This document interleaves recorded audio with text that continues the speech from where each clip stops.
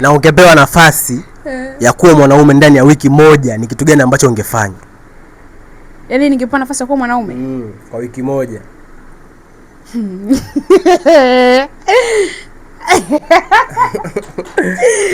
Nacheka kwa sababu hicho kitu ambacho nafikiria.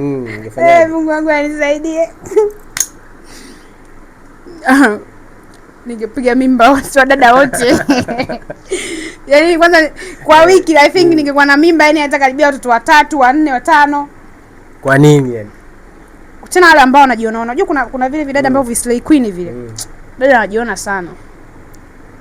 Mtu nikitongoza piga mimba. Ungewapa mimba sana. Alafu mimi ningekuwa naonga sana mboy. Ungekuwa naonga. Yaani ningekuwa naonga kinoma, ile kinoma.